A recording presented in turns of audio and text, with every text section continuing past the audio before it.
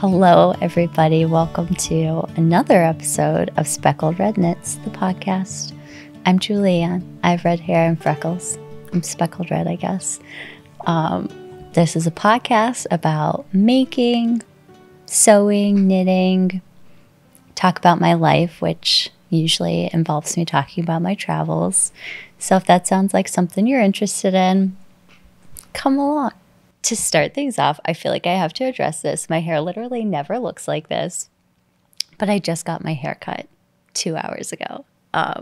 It's really close to where the studio is, which is where I film my podcast. So I never have the patience to do my hair like this and do my curtain bangs. But if you're like, wow, she's trying out a new style, I'm not. I'm just lucky that I had a haircut today. So felt like I needed to address that.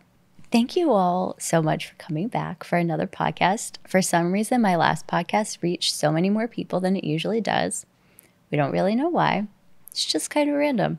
So if you found my podcast last time and you want to hang out with me, you should subscribe.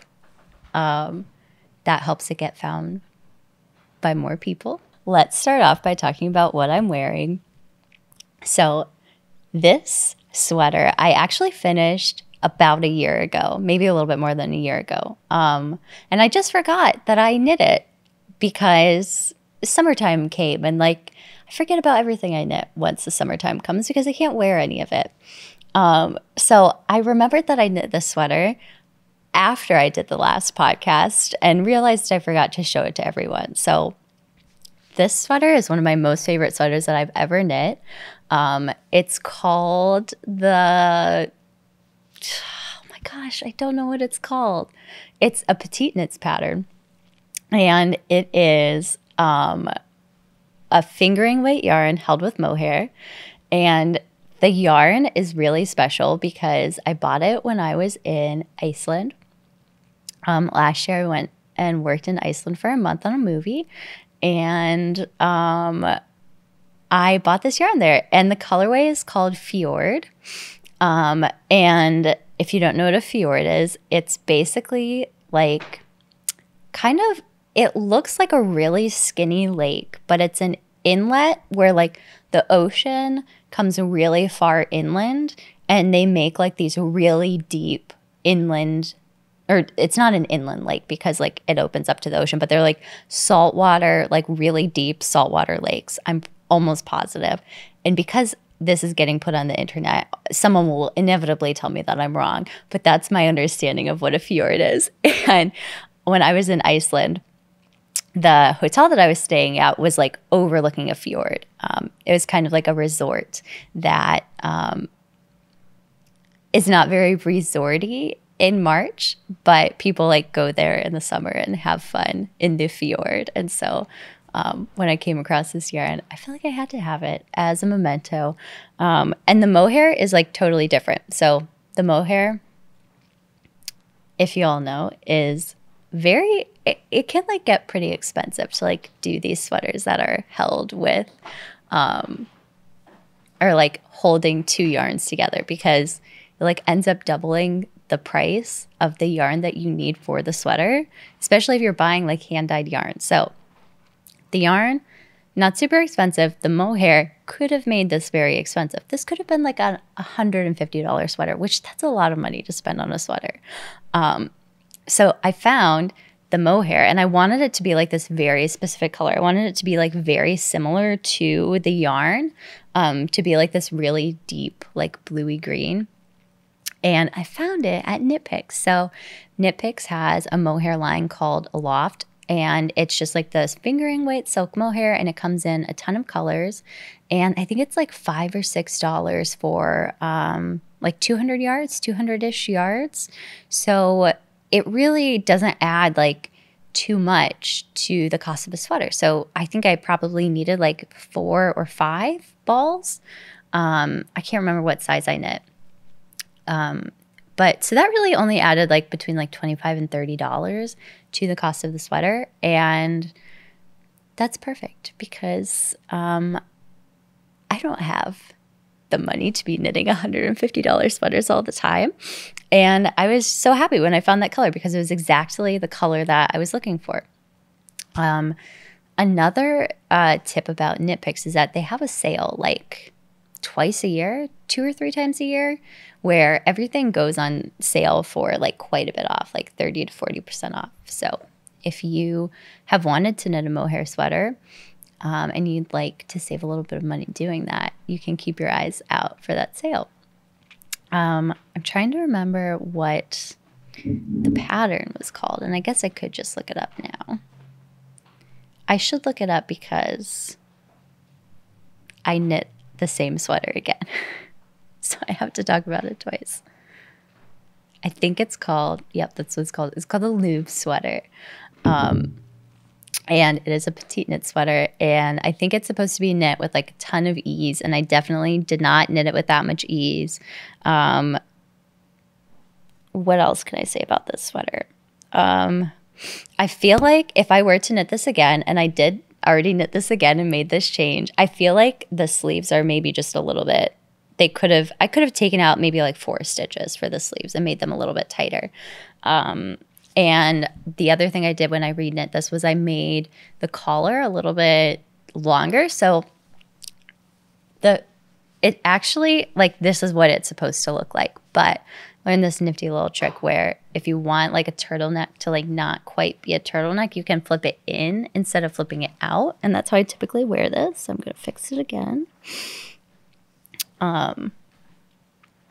And the reason that I made this a little bit longer when I reknit it was because I always like wear this folded under, and having it a little bit longer makes it like stick down here a little bit better.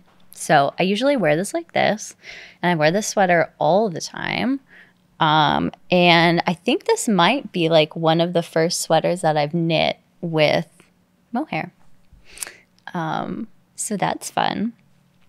I usually wear this like half tucked up because I feel like I could have knit this in a smaller size because the yarn that I used, like the fingering weight yarn that I used it's like, it's not merino, but it is superwashed. So I feel like superwash sweaters combined with like the slipperiness of like the mohair, they have like the tendency to grow a bit.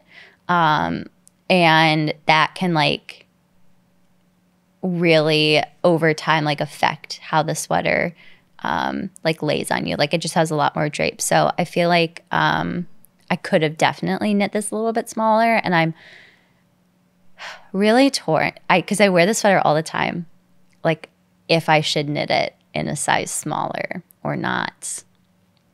Maybe I will. I really enjoy like wearing all the sweaters I knit, so if it's not right, I don't mind reknitting it, but I don't really want to. And I've heard that frogging things with mohair is like the worst. I think it's fine for now. I feel like we're gonna come back to that sentiment in a little while, but I did have some yarn left over when I knit this, and I'd love to knit a hat because this color looks really good with my hair. I'm just gonna say it. This is why I picked the color out, because I feel like this color really makes my red hair pop. And that's all I have to say about this sweater. So I don't have that many finished objects to share, but I do have one. And guess what? It's the sweater that I'm wearing, but in a different color. So for a long time, I thought that I couldn't wear orange because I have orange hair and it looks bad. And I recently decided that that's not true, and that if I wear orange, I just like give off like a sunset type vibe. And so I decided to knit this sweater in orange. And here it is. And I love it so much. It's so good. Let me turn it around. I know that I was holding it up the wrong side because I could see my crappy short rows. I don't know why I have like such a hard time doing short rows in the round, like resolving them. But like I always do it wrong on like one of the sides. It's like on one side, it looks fine. I resolve them fine. And then on the other side, like I never do it right. So I can tell that that's this is the front because I can see my crappy short rows. And I'm sorry I keep playing with my hair. My hair normally doesn't look like this, but I knit this out of Knitting for Olive, their yarn. So Knitting for Olive is based in Copenhagen. There are actually a lot of yarn brands that are made in like the Scandinavian countries because knitting is still like really a part of like the Scandinavian culture, which I love so much. I definitely found that when I was in Iceland. They had yarn at the grocery stores. Like people knit so much that you just buy yarn at the grocery stores, which is amazing. But so Denmark is considered a part of like the Scandinavian area. So Knitting for Olive is a Danish brand, and they have a couple of yarn lines, but I think the one that people are most familiar with is, this is not the color I knitted in, but this is their fingering weight yarn. So it's a fingering weight. I would say it might be like a touch on like the thinner side of a fingering weight. Like it's definitely closer to like a 4-ply than a 2-ply. So it says 250 meters and 50 grams. So yeah, I mean like it's definitely fingering weight. But this comes in so many colors and it's actually pretty inexpensive. I feel like I talked about this in the last podcast. So I ordered a bunch of yarn because at the time, the exchange rate was so good, like between the euro and the dollar was worth more than the euro, like in September, which never happens. That has like never happened. I remember when I studied abroad, this was in 2016. I talk about my study abroad all the time. I was just talking about it to someone before we started this podcast. The best the euro ever was like 94 cents. Like the dollar was worth 94 cents to a euro. And that was like the best I had ever seen it for years and years. And then it like finally, the dollar was worth more. And so this is very inexpensive yarn. I want to say these are like, each of these balls are like $5. But it's like once you factor in shipping, it's not as inexpensive. And you can buy this yarn in the US, but like once it's been imported and whatnot, it's like this ends up being like $10 ball, which is not as good of a deal. And so I like had like not purchased it, like had wanted to because the colors are amazing. And finally in like September, the exchange rate was so good that it basically like negated the shipping cost. And I ordered like 2 sweaters quantities. And this was one of the colors that I ordered. So I don't know what the colorway is called. I think it might just be called Rust, but I really wanted a sweater in this color. And I'm so glad that I did, like changed my mind about orange. And I love this sweater and I've worn it so much since I knit it, just like this one. Like I wear these 2 sweaters so much. These have been my go-tos. I feel like I've tried to knit a lot of things in neutral colors that I think would like go with a lot of things and that I would wear a lot. And then like I knit something in a color that I love and I wear it so much more. So I'm trying to be better about that, just knitting things in colors that I love because they always make me feel so good when I wear them. And I feel like I have a wardrobe that like doesn't necessarily lend itself well to neutrals. Like I'm not a person that wears a lot of neutral colors. So what's the point of trying to force myself to be like a gray gal? For a long time when I was in college, I knit cardigans and I would like wear a cardigan with every outfit. That was kind of my uniform. And I would knit gray cardigans. And I remember I finished college and I told myself, okay, I think I've knit enough gray cardigans that I could start knitting some things with color, which is just like such a silly thing to think, like that I've knit enough neutral cardigans that like I've earned like being able to knit with colors. The point is, I love this sweater. So like I said with this sweater, there were a couple of things that I wanted to do differently. So same sweater, the petite knits, the loose sweater.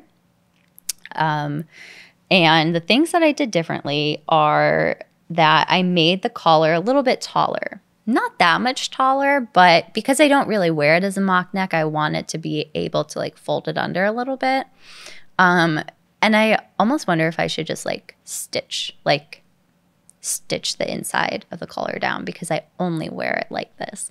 And I think I knit it in a size down, and I think I knit the body just a little bit shorter.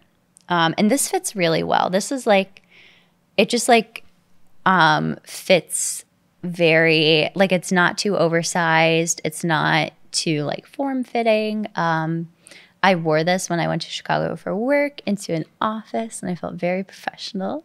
And I've worn this many times to the orchestra this fall. So this is like a cute sweater that I feel like I can dress up, which is nice because I always want to wear my sweaters, even for fancy occasions. But I don't always have knit sweaters that are like polished enough, I feel like, to work in my wardrobe like that. So glad to have this sweater. It makes me, for some reason, I feel like whenever I wear this, I always wear it with like light wash jeans, and it makes me feel like I'm in the Gilmore Girls, like an episode of Gilmore Girls.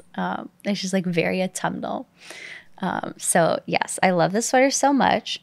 I don't really know if there's much to say about the pattern. It's a really easy pattern. I've knit it twice now, and I plan to knit it again in this purple color that I have over here. Petite Knits does a lot of sweaters with mohair. And she does a lot of very like timeless sweater patterns. So she has like some patterns that are similar to this. So if you're looking at the website and you're like, oh, there are a couple sweaters that look similar to this. Yeah, there probably are. And she like has a lot of different techniques that she uses with each of them. So there's a sweater that I almost knit instead of this one that has like a drop shoulder instead. So it's like a 3-needle bind off situation, which is also really fun. And it's just like a different way that it fits your body. So I do really like her patterns. I don't always like gravitate towards them because they are like very like classic and just they're not like simple, but like they're very like timeless, classic, like basic patterns. She always does like the 3-needle bind off, or not the 3-needle bind off. What is it called? It's like you only do it with ribbing. It's the tubular bind off. So I've actually grown to love the tubular bind off. I really enjoy the process of doing it, like sewing it off. It's very similar to when you do the Kitchener stitch, which is how you close the toes of socks. It's like a very similar rhythm, and it's very stretchy. Like it has a very stretchy edge, which is why people like it, and it looks very seamless and polished. It kind of like creates this edge where it looks like the ribbing is like spilling over a little bit. And it looks like the ribbing just kind of like stops there and like almost like continues over the edge. So yeah, I had never done that before I knit one of her patterns, and I'm glad that I learned how to do that. I have not yet mastered the tubular cast on, which is a little bit tricky to do. And every time I've like gone to do it and like learn how to do it, I just get frustrated and I just want to like cast it on immediately. So whenever I knit one of her patterns, I do the tubular bind off. I never do the tubular cast on. But since I wear the collar tucked up, you can't really tell. But I did do the tubular bind off along the whole edge. Good for me. And it does. I think it makes a difference. I think it looks very nice and polished and beautiful. But yes, I love the sweater. The only thing to note is that these two sweaters fit very differently, even though they're a different size. You'd say, oh, well, that makes sense that they fit differently. But the reason they fit differently is because the yarns are very different. So this is not a superwash yarn. Which is like really uncommon, I feel like, for like a yarn like this to not be superwashed. And I love that because I just in general prefer non-superwash yarns because of the way like they hold their structure and the way they just look in garments. Not that I don't love this garment, I do. But I did knit this in a size down, and I feel like I almost didn't need to because the yarn just drapes very differently. It has more structure, so it doesn't grow quite as much as this sweater does. This sweater like has grown quite a bit. That's crazy. this is like, there's a lot of ease on this sweater now that I'm looking at it. But yeah, so I feel like I didn't necessarily need to size down with this, but I do like the way this one fits a lot. It's definitely more of like a classic look rather than like a casual, relaxed sweater. So I love this sweater. I love the color. I love this yarn. And I wear this all the time. All of my colorful sweaters. I wear the most, which that's a life lesson, if I've ever heard one. So going into not finished objects. That was the only finished object I had to show you. Okay, now that I'm thinking about it, there was a gray sweater that I showed you on my last podcast that I did finish. And I have not worn that much because it's a gray sweater and I don't wear gray. And I was knitting that sweater for a trip that I was going on. And I did finish it for the trip. And I did bring it on the trip with me. And I wore it on the trip. And it was lovely. I guess I could like put a picture in here, but I would have to remember to send Evan the picture. So maybe I'll put that in there. I'm pretty sure that sweater was almost finished when I had it on the podcast last. So fill in the blanks. I did finish that sweater and it's cute. So as far as finished objects goes, that's the only sweater I have finished. I'm looking at my pile and I do have like 2 other finished objects and there's some socks. So these socks, look how fun these are. Okay, so I love the sock yarn that Retrosaria makes. It's a knitting shop in Portugal, and they make yarns out of Portuguese sheep breeds to try and like preserve the breeds, because there are a lot of sheep breeds that are native to Portugal, and the goal is like to keep them like being bred and keep that a part of like Portuguese history. And they make really fun sock yarn. So I'm pretty sure that Mondim is the name of a town in Portugal that used to make a lot of socks, like not mass produced, but like they had sock factories. And so they named this sock yarn after the village that like used to make all of these socks. And it's a non-superwash sock yarn, but it's like a really hardy wool, like a really toothy wool. So it has like a lot more structure. And then maybe a merino wood. So even though it's not superwash and there's no nylon in the sock yarn, it's really holds up really well.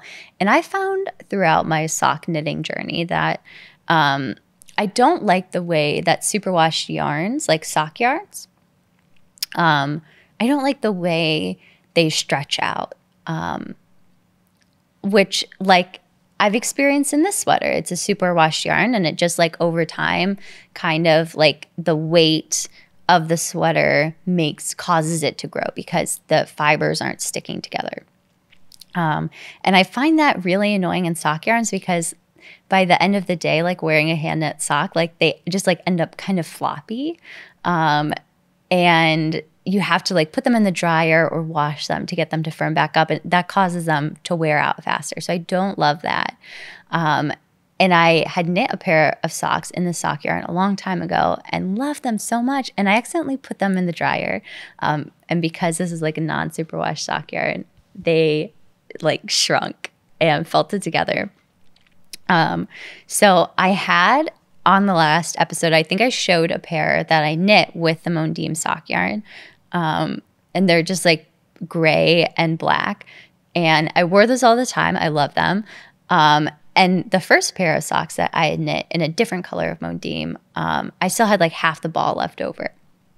And so I thought it would be really fun to kind of like marl the two together in a pair of socks. So what I did was I knit these socks with those two colors, and I just knit every other round in like one of the colors. And this is great because first of all, it made this really fun like color / pattern. It like toned down like the neon pops in the other sock yarn when I combined it with like the grayish one, which I don't know. These like make me really happy to look at. And it got rid of some more scraps. I'm always trying to get rid of like my scrap yarn. So I basically used up those last two balls and I got another pair of socks out of them. So this is just a 3x1 3x1 rib. I do the cuffs in 2x2 rib and then the body in 3x3, which also helps the sock keep its shape. The toes and heels are knit in, I can't think of what the name is. It's like like a commercial yarn, but it comes in a ton of colors and it is sock yarn. And I just was trying to like use up my scraps, but at the same time I'm like, these need to have hot pink like heels and toes.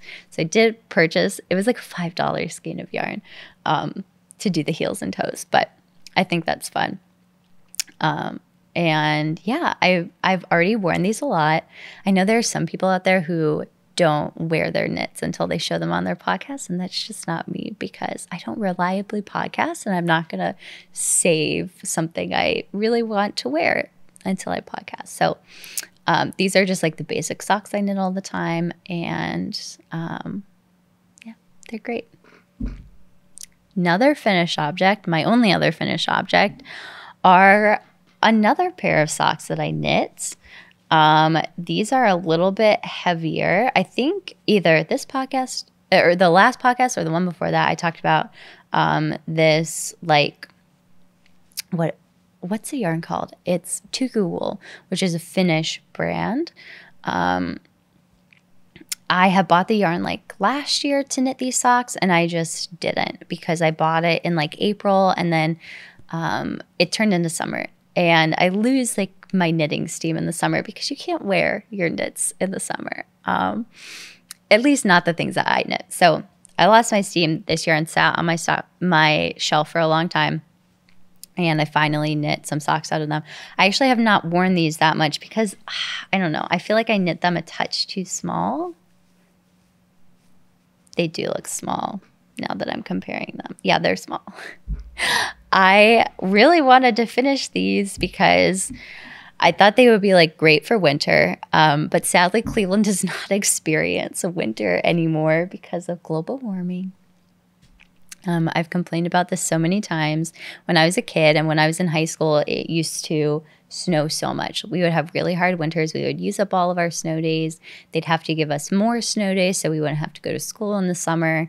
When I was in college, one year we got snow days because it would get so cold. And it would be so cold that it wasn't safe to be outside and walk to class. And then maybe like my sophomore-ish year of college, winters just changed. We had like a weird weather system, like the El Nino weather pattern where it like causes a really mild winter.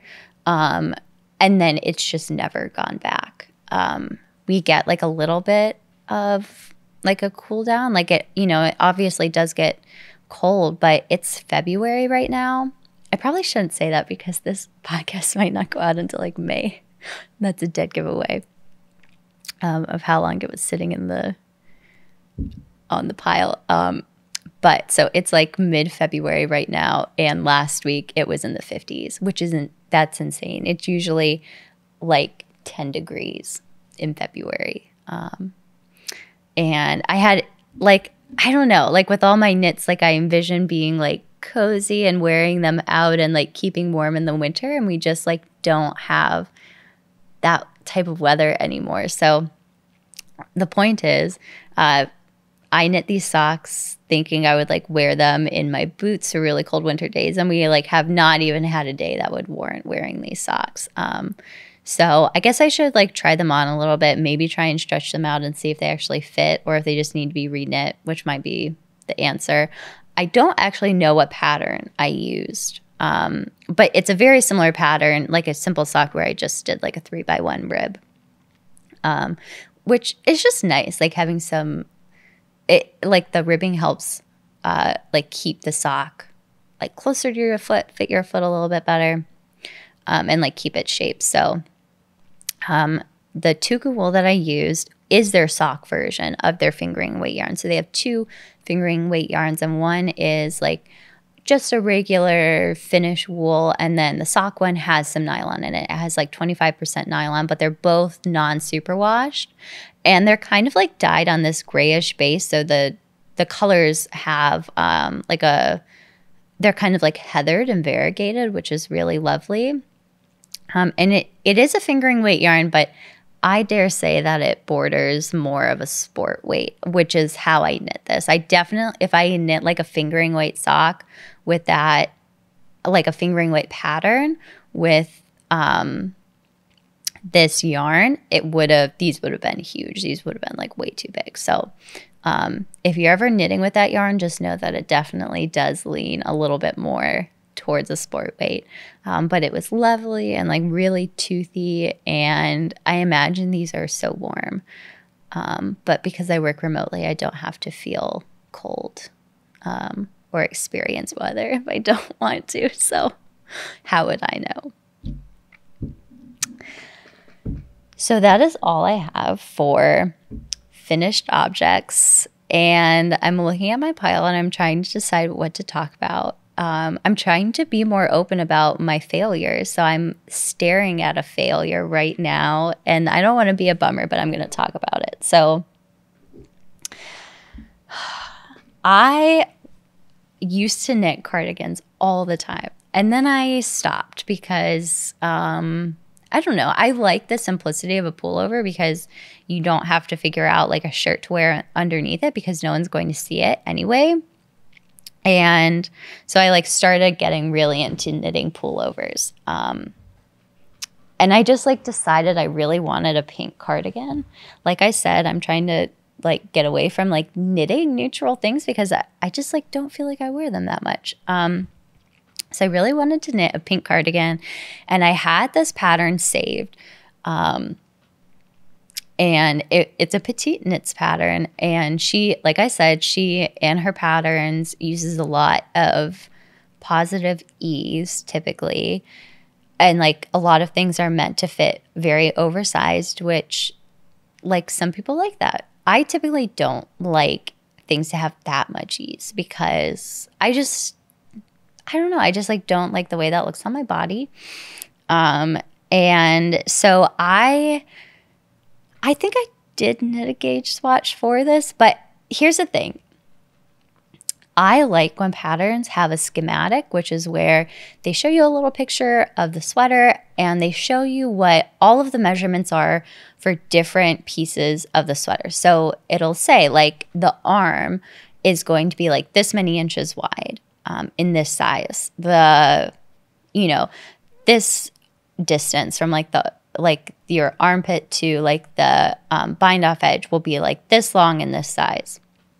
And I don't think there was a schematic for this pattern. So I was just kind of like, I knew it had a lot of ease, but I knit like a size lower than I normally would to accommodate the amount of ease that I didn't want.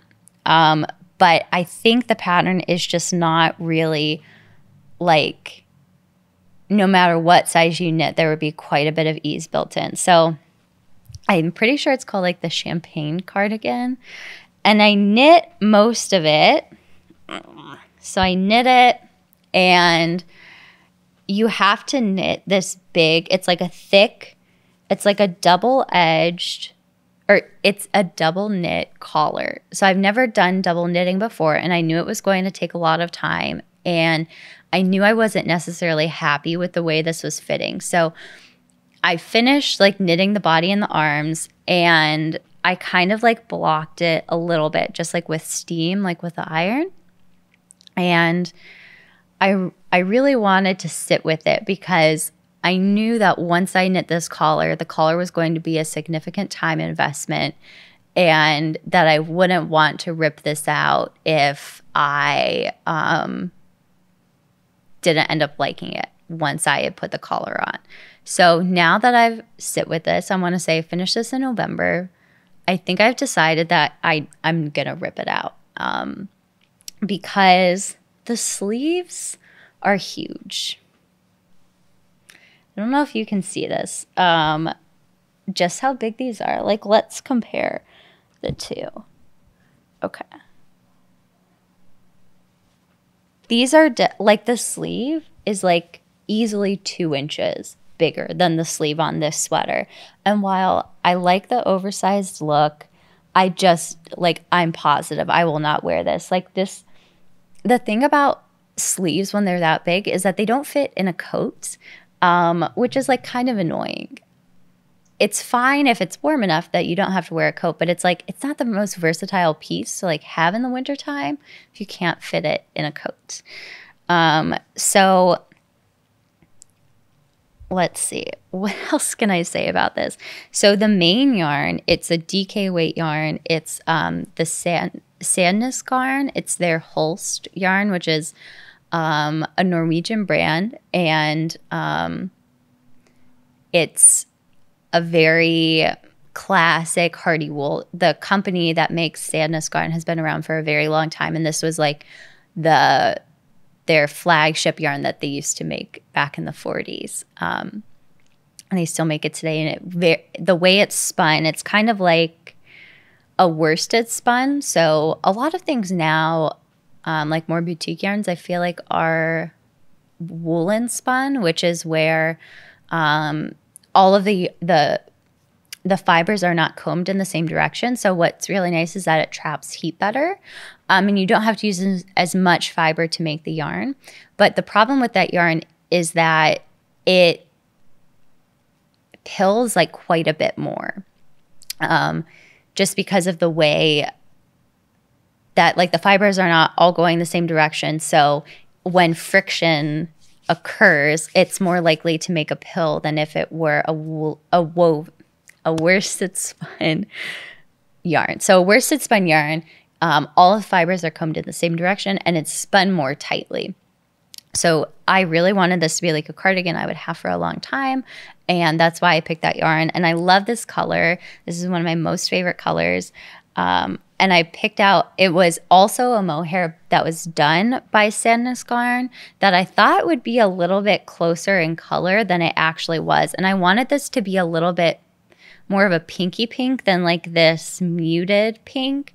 And I think that when I reknit this cardigan, once I find a pattern, I think I'm going to change out the mohair because mohair kind of, it doesn't impart a lot of color, but it kind of imparts like a tint or a hue onto the main yarn that you're using. And so this is kind of just making it a little bit subtler than I wanted it to be. I just wanted it to be a little bit pinkier. And there is a color by Knitting for Olive that is closer to what the actual like main yarn looked like that I think I would like to knit this with. So sadly, this is a little bit of a failure, but that's okay because we knit to learn. We knit to make things that we love, and that's the point at the end of the day. No matter how many tries it takes, it's okay. As we're lucky as knitters because if you are sewing something and you mess it up, it's a lot harder to save. If you mess something up when you knit, you can always unravel it and you still have the yarn at the end of the day. You might not have the time back that you spent making it, but you have the yarn. So as much as I want this cardigan, I do think it needs to be frogged. I feel like my heart is not ready to frog it yet, so I'm not going to do that yet. I might just purchase the mohair, and maybe once the mohair that is closer to the color I want arrives, I will be more inspired to tear this apart.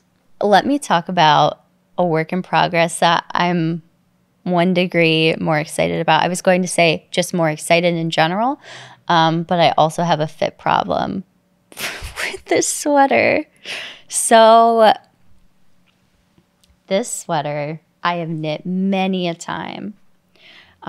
This is the Ingalls sweater by Caitlin Hunter. And if you recall, on the last episode of this podcast, I talked about how I had knit this in like a gray and that it didn't fit very well. And I was upset about it. So what did I do? I decided to knit it again. And there's a reason that I wanted to knit this sweater.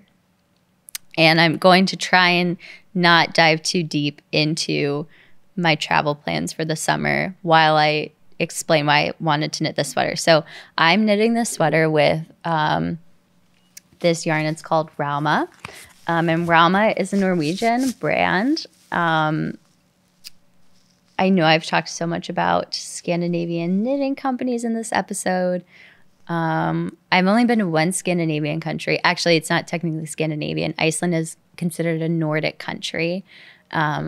Norway, Sweden, and Denmark are the Scandinavian countries. And then Finland and Iceland are Nordic.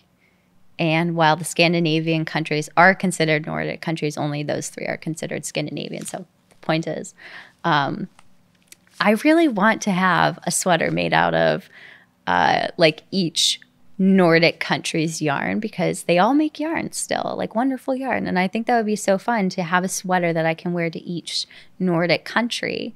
And so that led me to purchase this yarn, because there's a small possibility that I'm going to Norway this summer. And I really wanted to bring a sweater. Even though it's in the summer, Norway still does get very cool.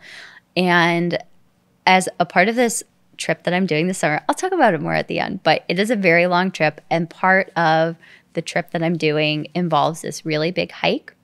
And a lot of fancy outdoor apparel is made of wool because it's very light, it's very insulating.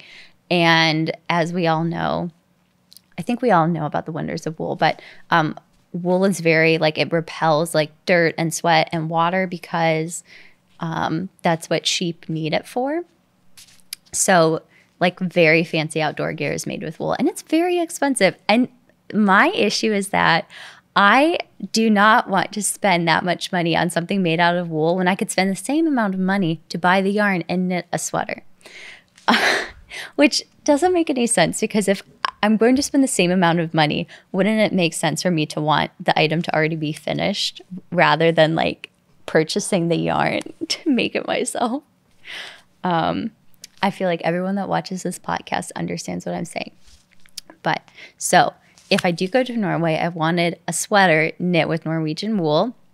I probably could have stopped with that sweater, the cardigan, and called that good. But no, I needed a sweater specifically for this. And I wanted a sweater to take with me on this hike, to wear in the mornings when it's going to be cool.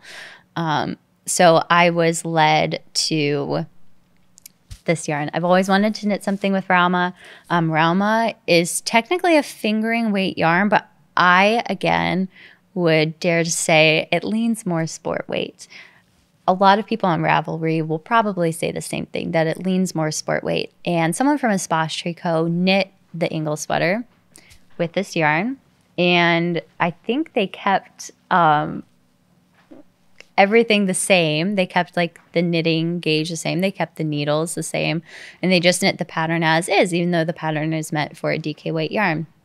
And it turned out great. I did a gauge swatch. Surprise, surprise, I did a gauge swatch. I don't usually do those, but because I was changing something, I felt like I needed to do it. So I knit a gauge swatch, and I decided I did not want to use the needles that the pattern called for. So that would be, the body needles would be in a size 6. And I just felt like that was going to be too loose with this yarn. So I knit the gauge swatch in a size 5. And I got the right gauge with size 5. I got the right row gauge, or the right, what is it? It's like, okay, I got the correct gauge going across, like horizontally, which is the one that's important, because that one will like actually change the size of your sweater. If the other gauge, so I think that's called the stitch gauge, and then the row gauge, or the call, I don't know, the one where it's vertical, if that's off, it's not a huge deal, because you can always knit something to be shorter or longer. Like it won't have as much as an impact. And so I knit a gauge, and I'm like, okay, the last time I knit this sweater, it was way too big, so I should knit a size down. So the Ingle sweater, that's by Caitlin Hunter, it is meant to be incredibly oversized, like 15 inches of positive ease. So I was in the past, I knit a size small, and it comes in an extra, extra small and an extra small, and that is still has a ton of positive ease built into that size. So I decided I would knit the extra small.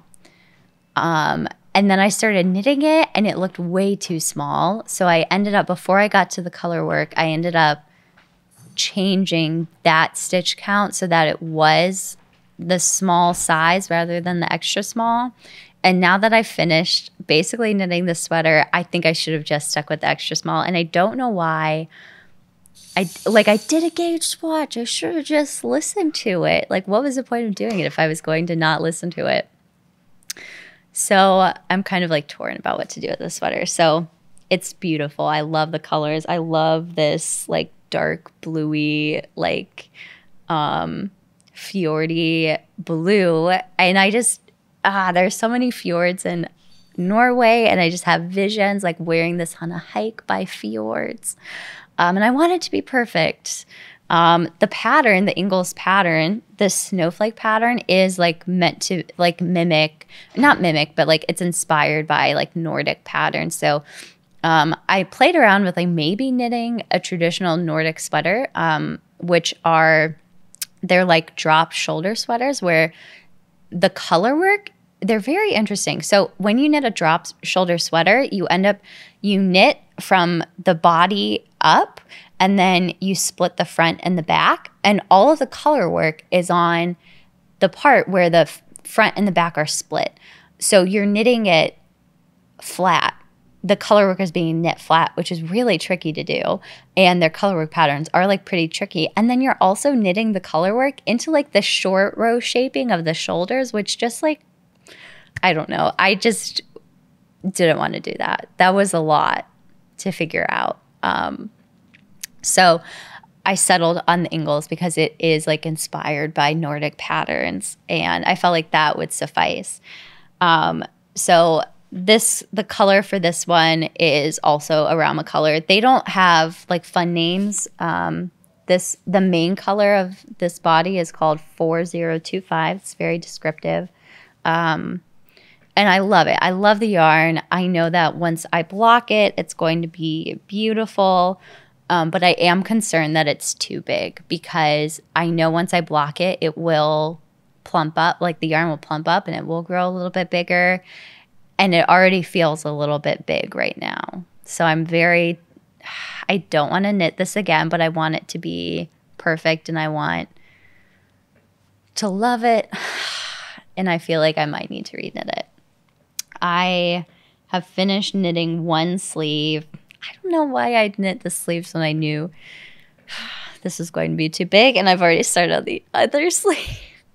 The thing is that I don't want to block it and then unravel it, because this is a very like, it's a non-superwash yarn. It's very toothy and sticky, and I know that if I block it and I don't like it, it's going to make it much harder to unravel. So I'm kind of in a tricky spot where I could block it and it could drape beautifully and I might love it, or I could block it and still think it's too big and need to rip it out.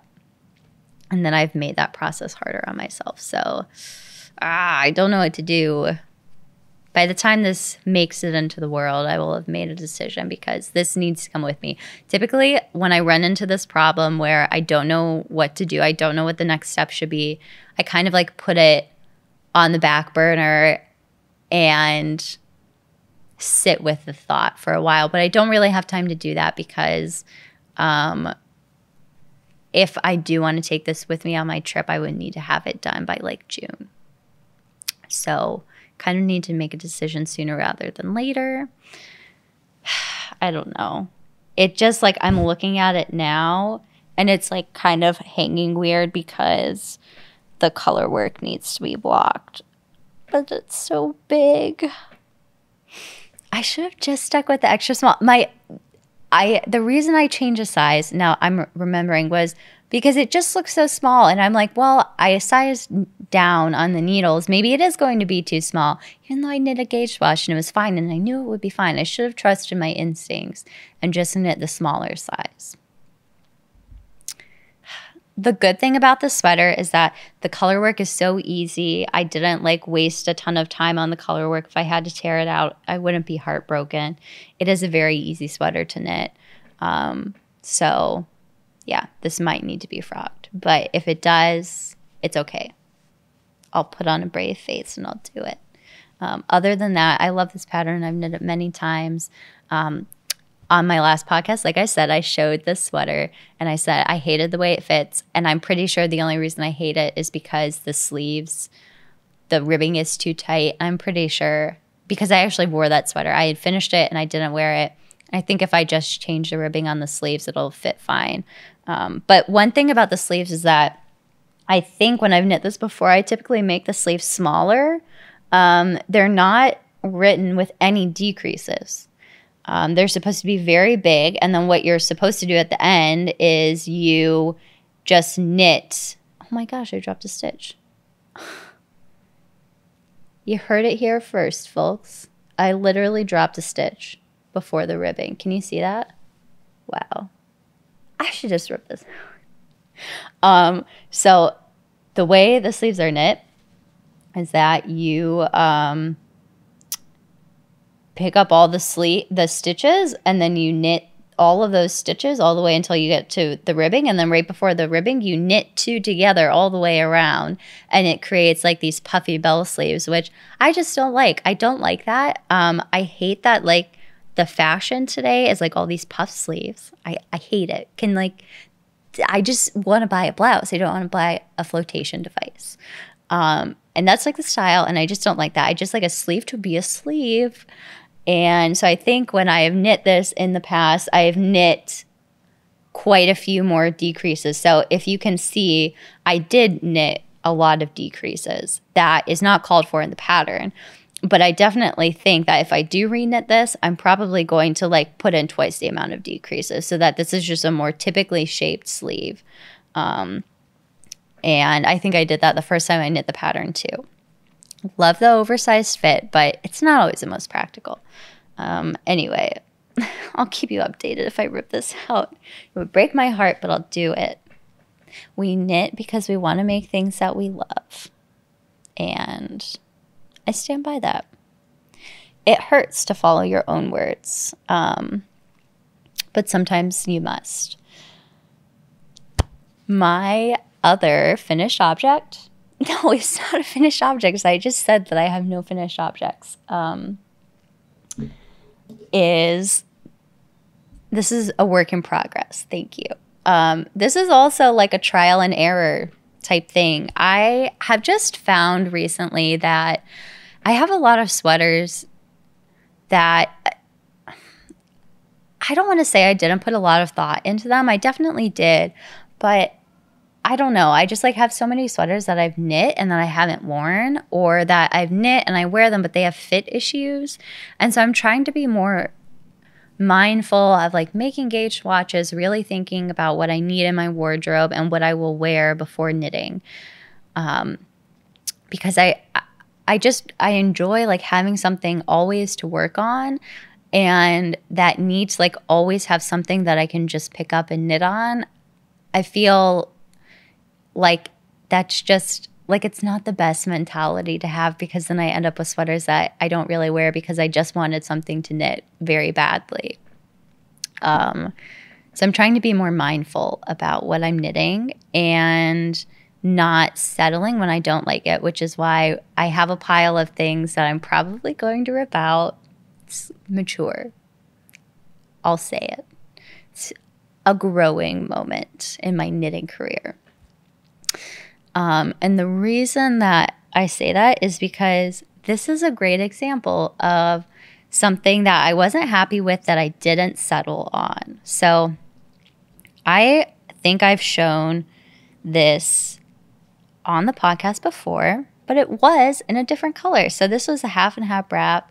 It's a Purl Soho pattern, and it's knit in their linen quill yarn.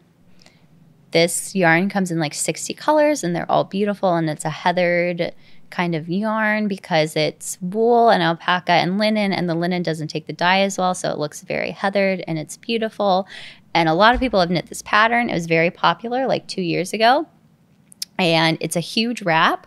And basically what you do is you knit crap. I don't have a needle on this end because I needed the needles. It's knit on size 3 needles, and I needed the needles to do the ribbing on the sleeves. So There's not a needle on this end, and the stitches keep coming out. I have knit this pattern before. I think I was telling you about the way that it's worked. So you basically knit 2 triangles together, and then it folds in half along the diagonal, and you knit it with 2 different colors. So if you're wearing it around your shoulders, it could be either color. And I've knit this pattern before. I knit it in the rose quartz colorway, and then it was like the marled white and gray colorway, and I love that, and I wear it quite a bit, but I am trying to be more mindful of the colors that I'm knitting with. So I think I tend to look better in warmer colors, and I love that wrap, and I use it all the time, especially when I travel. But I don't think the colors necessarily suit me very well. They're very like dusty and muted, and I don't think that goes with my like coloring and complexion very well. I think it, like my undertones, it's just not suited well too. So I love that. And I love knitting the pattern. So I decided I wanted to knit it in some colors that would maybe like look better with my skin tone. And I'm a pink gal. What can I say? I love pink. I think when I was a kid, someone told me that I shouldn't wear pink because I have red hair, which is stupid because I look great in pink. And that's like always what I gravitate to. If something comes in like a dusty pink, I love it.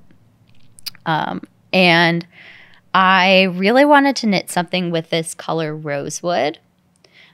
So Pearl Soho has like a 30% off sale every Christmas, like around the holidays. And I think they do it in the summer too. And so this yarn is normally like $15 a skein, and you need 6 to knit this wrap. So quite a bit of yarn. Still pretty affordable yarn because it's fingering weight yarn. And how many? There are 439 yards in this. So that's a pretty good value. You get a lot of yarn in here. And so I bought the yarn, and I knew I wanted to knit something with a rosewood, and they had this color that they had had for a very long time called honey pink. And it's kind of like, it's a light pink, but it's a little bit warmer. And I thought it was going to be perfect. And then I got it, and it just looked so much like my skin tone that I just knew it was not going to look good on me. Like it was going to make me look very like, not washed out, but it was just so close to my skin tone. I felt like it would look weird to wear something like flesh color. So many people have knit this with that color, the honey pink. And it looks beautiful, but I did not feel like it was going to look very good on me. So I got the yarn, and then I exchanged it. I sent it back, and I said, give me this new color that you have that's called Baked Earth. And it was a peachy pink, which normally is very much my color. And then when it arrived, it definitely leaned far more orange than I was expecting it to. And I went against my better instinct, and I started to knit the second triangle with that yarn. And I probably got to about this point, maybe a little bit further, and I realized I just didn't like it. And I wasn't that upset about it because I needed something to knit that day. I should explain that I needed something to knit that was easy because my friend Julia made me watch all of the Twilight movies at like the beginning of January. I watched all the Twilight movies for the first time in one sitting, and I needed a project to work on. So I'm like, you know what? I'm not sure if I like this color, but I need something to do today to like keep my hands busy, and I'll just give it a try. And I did, and I just decided I didn't like it. It was just leaning too orange. And I had a skein of this color, which is called Petal Pink, I think. No, it's called Peony Pink. Confidence. It's called Peony Pink. And I just like put it next to the rosewood, and I'm like, yeah, this looks a lot better. So I sent back the other 2 skeins. I returned the yarn again, and I ordered 2 more skeins because I already had 1. And I decided that was going to be my color. And I think these look much better together. And it was definitely what I was going for, which was just, I wanted it to be like really pink wrap, like just a fun pink wrap. And I'm so glad that I went through all the trial and error, because now I'm really happy with these colors. And I think they look beautiful together. Any notes about the pattern? Not really. It's a very easy pattern. It's a very mindless knit. I had wanted to knit this pattern a very long time ago, but it's knit on size 3 needles, which is pretty small. And I just didn't want to invest that much time in knitting something that is kind of just like something you wear around the house. But I knit my first half and half wrap, and I always take it with me when I travel. And it's not really a wrap that you can wear as a scarf because it's huge. It's a very big wrap, but it's nice when I'm traveling because I kind of use it, you know, when I'm sitting down at night, like I put it around my shoulders. I wear it quite a bit when I'm working from home. And you can kind of put it on your legs to use as a blanket, which is really nice. Sometimes, like if I'm at an Airbnb or a hotel, I'll just bring this with me and kind of like wear it around, like pull it up around my shoulders at night to kind of like use as a blanket. So it's definitely not like the most versatile piece as far as wearing it out and about. But it is just like a really nice thing to have at home that you can throw around your shoulders, that you can take when you're traveling. And it does knit up pretty fast because it's just so mindless. It's just garter stitch. You do wrap and turns to shape it. So when you knit the first triangle, this is a free pattern too, by the way, on Purl Soho. You knit the first triangle and you cast on all of the stitches. And then you do a short row. You knit, you know, to the end, -1.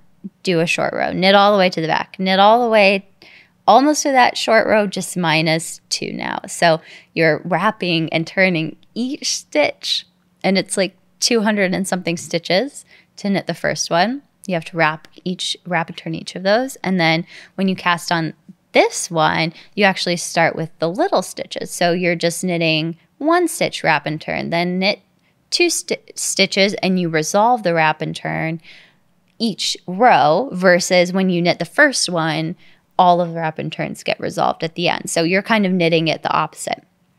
But it is very fun, and it's just so mindless, and it's like just so squishy and wonderful. And this yarn comes in so many colors. I'm confident that you can find a color that you like. This yarn does have quite a bit of drape, even though it's not a superwash yarn, because it has linen and alpaca in it. And alpaca is very silky. It's a very silky fiber.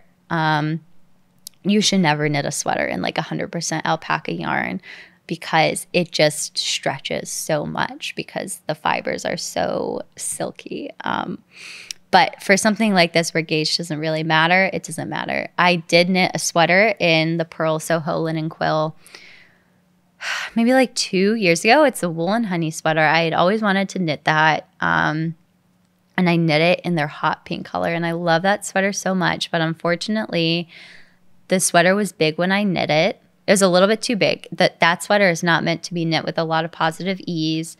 This yarn drapes quite a bit, and my body is just not that size anymore. So the sweater is huge. I just put it on the other day, and that is definitely something I need to rip out too and reknit. But I love that sweater so much, so I'm not even that upset that I need to reknit it. But I do want to wear it again. I love that sweater. I took it on me. I took it with me on a trip to France and wore it all the time. And I just think of that trip every time I look at it, and I would just love to have it in my closet again. So yeah, just keep that in mind if you ever knit a garment with this yarn, is that it will have some drape to it, and you should definitely gauge swatch and just plan for the garment to be drapier.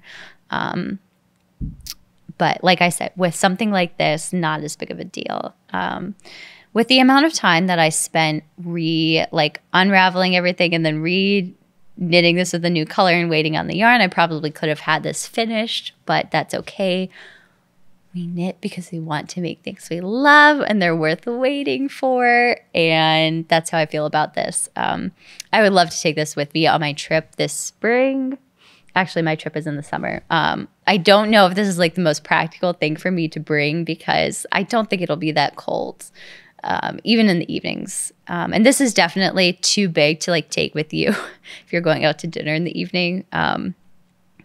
But I don't know. I'll probably take it with me anyway. I am a very impractical packer. The only thing I really have to show you for stash acquisitions, I already showed you this skein of yarn, which is an acquisition, but I feel like I already talked about it enough when I showed you my half and half wrap. I did buy this, the Rauma, to knit that sweater, so I don't need to talk about this again. And I briefly talked about this, but I'll talk about it for 5 seconds. This is a Knitting for Olive yarn, and I got this for Christmas. It is the same yarn I used to make my rust-colored Louvre sweater, and the color is called Purple Artichoke. Actually, it's called Artichoke Purple. And another thing that I forgot to mention about the Knitting for Olive yarn is that their yarn comes in almost all of the colors, or most of the colors of their fingering weight yarn also come in the same colors of mohair. And the mohair is very inexpensive as well. It's only like €5 or €6 for a ball of it. So if you want to knit a mohair sweater, you can like buy the color coordinated mohair to go with it, which is so nice. I would have loved that for this sweater, for my pink cardigan, because I would have been able to get mohair that matched the yarn exactly.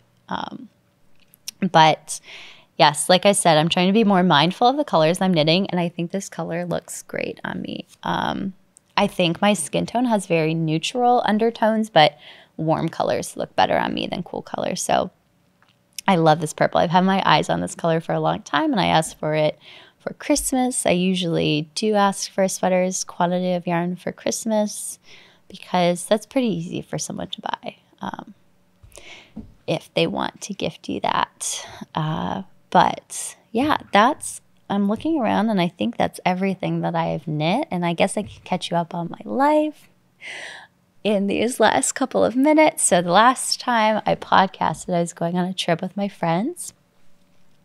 And I could probably put in some pictures from that trip because it's happened. It was a wonderful trip. It was so much fun. It's one of my most favorite trips. Every trip I've been on is my most favorite trip, but this was a really special one. So I went with 2 of my friends. Well, I went with my friend Julia and her boyfriend TJ, but he is my friend now. So I shouldn't say he's not my friend. We started off, we planned this trip with another one of our friends. Her name is Heather. And she kind of bailed on us. We were supposed to go to the south of France, and then she bailed. And so we decided that we were going to make it slightly different. So we were going in September, and we had originally planned to do a different region of France. So we weren't going to do the south of France. But we found out that we were going, when the trip was planned for, we were going when Oktoberfest is happening. So Oktoberfest, I'm sure everyone knows what Oktoberfest is, but the original Oktoberfest is in Munich in Germany. And so we flew into Germany, we flew into Munich, and we went to Oktoberfest for 2 days. And it was so much fun. It was a cultural experience that I'm so glad I had. I think a lot of people, when they think about Oktoberfest, they really build it up, especially, I think this is more common. This is how I imagine a lot of Americans think about it, as like they really build it up in their minds. And while it was so much fun, I'm glad that I didn't wait my entire life to go on it, because I feel like that's too much pressure to put on anything. And I feel like a lot of stories I've heard of like fellow Americans who have gone, like maybe they don't enjoy it as much as they think they would, because it is a cultural event, but it's also kind of like a fair. It's a cross between a cultural event and a county fair. So there are a ton of rides. And then the way that it's laid out, it's in an area that's like fairgrounds that we would have in the US. If you're not from the Midwest, you might not have fairgrounds, But that's a very clear image in my mind, and that's what I would compare it to. So half of Oktoberfest are rides and kind of like fair food stands, but they're German. So a lot of sausages, a lot of like schnitzel. And then the other half, that's where all of the beer halls are. So there are 6 breweries in Munich that all go to Oktoberfest. And they're all very old breweries, and I can't think of what all of them are. I know one of them is a Hofbrauhaus. One of them, you know what, that's all I can think of when a camera is looking at me. But there are 6, and they each have, they're called tents, but they're not tents. They're massive buildings that are just filled with like benches, and there's so much beer. Like, they serve you beer in the massive steins. They're huge. Like, you have to use 2 hands to drink out of these. It's comical. And there's a German band in each tent. And you can get food at the tables too, like really good German food. It's very strange because it's a huge drinking event, but it also has amazing food. And it's also very cultural. And a lot of people dress up in the traditional German dress. We did not, because that was just going to be hard to pack. So during the day, it's a very like mellow cultural event. People are drinking beer, eating traditional Bavarian food. The German bands are playing German polka music. It's very exactly what you would think it is. And then after 7 o'clock, that's when Oktoberfest takes a little bit of a turn, and it's more of a party. And they have bands that play more just like regular music, like just do covers of classic songs. Like, they played the first night we started off at night instead of during the day. The first night we went, they were playing Country Road, which just cracked me up to walk into this tent and everyone is singing Country Road, like half in German, half in English. And at that point at night, I think you still can't get food at the tables, but everyone is standing on the tables now and on the benches. Oh, you can't stand on the tables, but you can stand on the benches. And everyone is just like drinking their huge stein of beer and standing on the benches and just belting music. And it's so funny. And people get so drunk at Oktoberfest. The funny thing is that there's only beer, this like kind of light beer. People are getting drunk on this really light beer. And I admire the commitment. But one thing we did learn was that you need to look down when you're walking at Oktoberfest because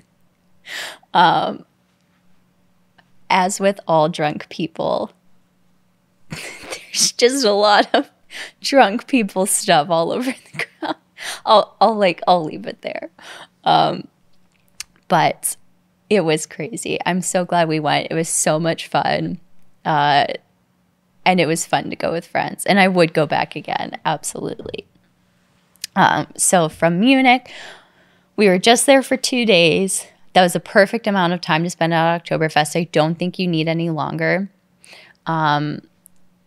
After those 2 days, we picked up a car and we rented a car and we did a little road trip to the Alsace region of France. I hope I'm saying that right. I think people in the region called it that, but now I've like brought it up in conversation and people have corrected me now that I'm back in the US. But we road tripped out to the Alsace region of France, which is the region of France that is just over the border from Germany. So it's very French, but it's also very German. The two cultures kind of mix. And honestly, I will never forget that trip because it was just so beautiful. The towns are all made of these half-timbered buildings, and they're all painted pastel colors. Truly beautiful. It looked like you were on the set of a Disney movie. But this town just exists to exist, not for a movie. It was amazing. The region is known for producing certain wines. So your Gewürztraminers, your Rieslings, like Pinot Noir is the only red that they produce. They produce a lot of white wines and typically sweeter white wines. They do a Cremant, which is kind of like a champagne, but they can't call it champagne because it's not made in Champagne. But they do a Cremant that's sweet, and they do another Cremant that's dry, which is really delicious. So we started off in the city of Colmar, which is a smaller town in the Alsace region. And we stayed in Colmar, which was so cute. And again, I'll try and put some pictures in. And that was wonderful. It was the region, the Alsace region, inspired Beauty and the Beast. So you can absolutely see that influence the second you get there. It's just so cute and picturesque. So Colmar was a little bit smaller. We went there for 2 days. While we were in Colmar, we also went to another town that was very close by. It was a little bit smaller. It was called Aguisham. And that town is entirely made of wineries. And we spent the day tasting wine at all of these wineries, and they would have an incentive where if you did a tasting, you didn't have to pay for the tasting if you bought a bottle of wine. And all of the wine was so good, and it was so cheap. It was maybe, most bottles were between 10 and 15 euro. Probably like not even 15. Most of them were 10. And so there were 3 of us. So if like one of us bought a bottle of wine, the tastings were free. So we ended up with a lot of wine by the end of the trip. And while me and Julia were staying a little bit longer, TJ was going home after the week. And either way, we all had to fly to our next place. So we didn't have the ability to like really each take more than one bottle of wine with us. So we ended up purchasing a lot of wine and had to drink it there. We purchased a lot of cheese, and that was amazing. And we ate a lot of that there. When we were done in Colmar, we went to Strasbourg, which is a bigger town.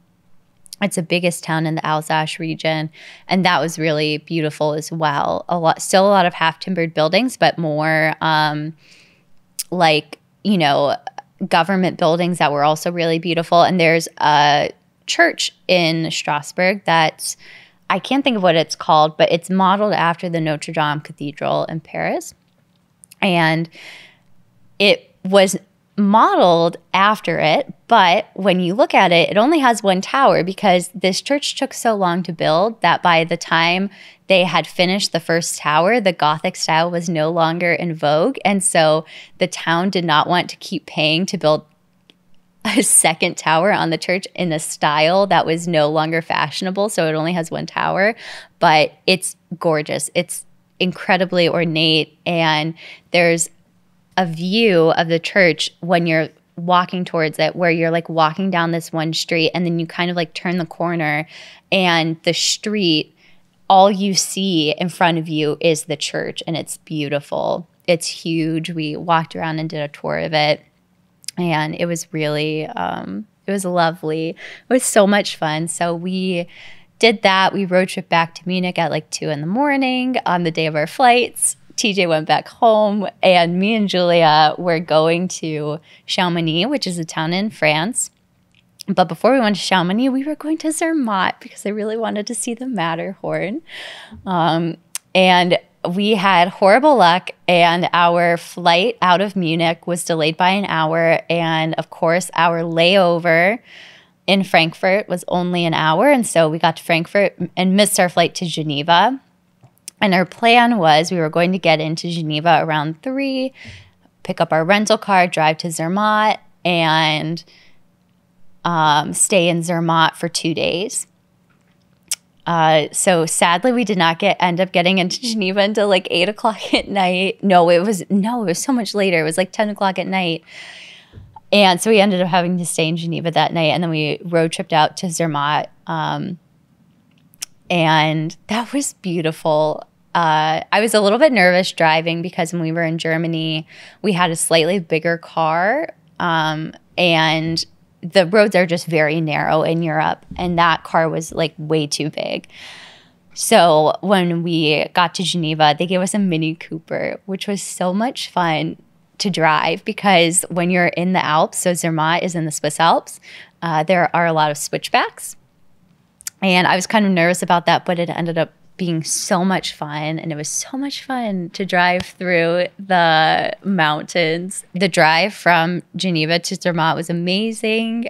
It was so beautiful. It was about 2.5 hours, I think. And so then we got to Zermatt, and the way it works is that there are no cars in the town of Zermatt. So you drive your rental car to this big parking garage, and then you take a train up into the town. It's kind of like a resort town. A lot of people go there to ski because there are ski resorts very close by. And Zermatt is kind of famous because the Matterhorn is the mountain that kind of overlooks it. So Zermatt sits right at the base of the Matterhorn, which is just a really fun shaped mountain peak in the Alps. There's no other significance. It's not like super tall. It just is really picturesque. It's the mountain that's on a Toblerone box, like the chocolate. That's the Matterhorn. People take pictures of the candy bar with the mountain in the background in Zermatt. It's really cute. But so it's just a little town, and it's so cute. And we had kind of terrible weather, so we had planned to do some hiking, and we didn't do that. We just kind of walked around, and we didn't really have very good views of the Matterhorn, but there was the morning that we were leaving, we finally got to see it, and it was amazing and beautiful. And that was just really fun, a really fun 2 days. We just got to kind of walk around. We had fondue. That was amazing. We had gelato and just enjoyed the little Swiss town. Again, it looked like a storybook. It felt like a Disney movie. It was so much fun. So then after we were done in Zermatt, we drove to Chamonix, which is a town in the French Alps. It sits at the base of Mont Blanc, which is the tallest peak on the European continent. So that mountain actually has a claim to fame. And that week I was just working. So I worked remotely, and I worked remotely in the evenings, and we just had fun during the mornings. And we were in a really cute Airbnb that was very close to the town of Chamonix. And we would like go into the town and walk around, and we did the cable car up to the mountain, which you couldn't really see anything because we have terrible weather. We did the train that goes up to the glacier, the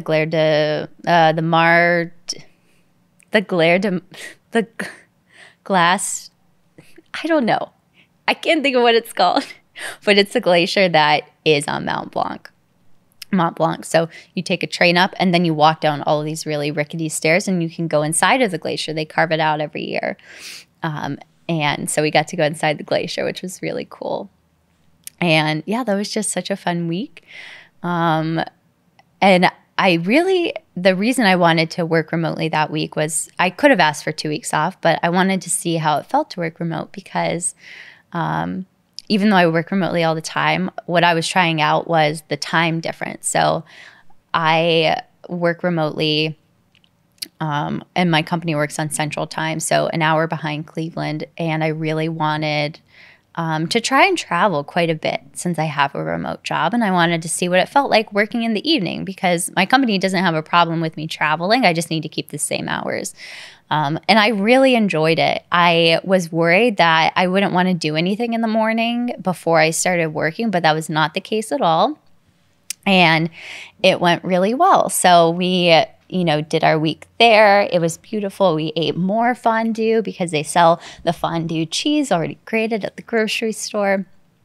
And we came back, which leads me to what I'm doing this summer. So I kind of hinted at this when I was talking about my sweater, but I do have a very big trip planned this summer. It's not all the way thought out on paper yet, but I have wanted to do the Tour de Mont Blanc, which is a big hike that starts in Chamonix, France. I wanted to do it for a little over a year now. I found out about it on an episode of Rick Steves. And if you watch my podcast, I'm sure you know who Rick Steves is because you are all my people. And I found out what this hike is, and I've wanted to do it ever since. So it is a hike that lasts about 10 or 11 days, and it starts in the French Alps, and it goes around Mont Blanc. So you're not climbing up a mountain, you're going around it, and it's about 100 miles. And it's a really unique hike because you don't have to camp, and you can book it through a tour company where they are carrying your main piece of luggage to you, but like each day for you, and they take it to your hotel each night. So you're not tent camping, and you're staying in hotels or dormitories, and you don't have to carry all of your stuff for the entire 10-day trip with you. During the day, you just hike with like a little day pack. So it's not as strenuous of a hike as it sounds like it would be because you're really not carrying that much with you.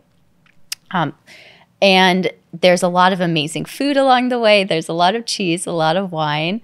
And I read an article that described it as a cheese tour with some hiking included. That was enough for me. So I read that. I really wanted to do with this hike ever since. I wanted to do it in September, but because it's so high up in the mountains, you can't really do it past like the first week of September. Like everything is closed after the first week of September. So I kind of missed it last year. And so I plan to do it this year. And so I'm doing that at the end of July. And then up until July, I have a work event that's in June. And then as soon as that work event is done, I'll be in Europe. So I'm either going to be in Rome for a month, or I'll be in Rome for 2 weeks, and then Norway for 2 weeks in Bergen, which would be so fun because I would have my Norwegian sweater. And then I'll do my hike, which is about 2 weeks. And then I have another 3 weeks that I don't have quite planned yet. I think I'll probably be in Portugal for one of them, and then maybe Spain for the other two, or perhaps Lyon, which is in France. It's a really cute town in France. But I am so excited. This is one of my goals with a remote job, was to get to do a lot of travel. Maybe I'll do like a little vlog while I'm traveling. I don't know if you all would enjoy that. But yes, I'm very, very excited for this trip. I've had to start working out because this is a strenuous hike, and I need to be able to haul my butt up all these elevation gains. So that's been really fun. It's been just like a busy season of life. I am studying to take the MCAT again, so that's taking up a ton of time. I'm exercising to go up this mountain. I started playing in an orchestra again, which has been so much fun. I'm playing with a local orchestra that has been so lovely to play with, and we're playing a concert at Severance Hall, which is where the Cleveland Orchestra plays. In Cleveland. If you're from Cleveland, you'll know what Severance Hall is. So I get to do that at the end of April, and I'm so excited to get to do that. So yeah, life is a little bit busy right now, which is why I don't have the most knitting to show you, but I am glad that everyone came back for another episode. And again, this is just my humble plea to give this episode a like. Please subscribe if you're new. If you're not subscribed yet, please subscribe, because it helps more people find this quirky little corner of the internet. And as always, we knit because we want to make things that we love. And if your knitting is not bringing that sentiment to you, it's okay to rip it out and try again.